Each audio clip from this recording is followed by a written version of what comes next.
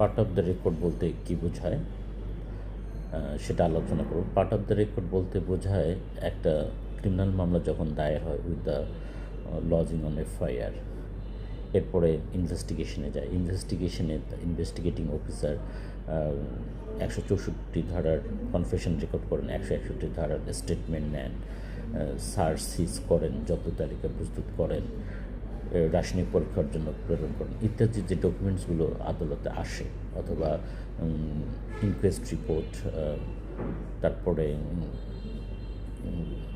ময়নাতদন্ত রিপোর্ট, এভাবে নানা ধরনের যে ডকুমেন্টসগুলো দিনে দিনে নথিতে সামিল হতে থাকে সেগুলোকে আমরা বলবো পার্ট অফ দ্য রেকর্ড।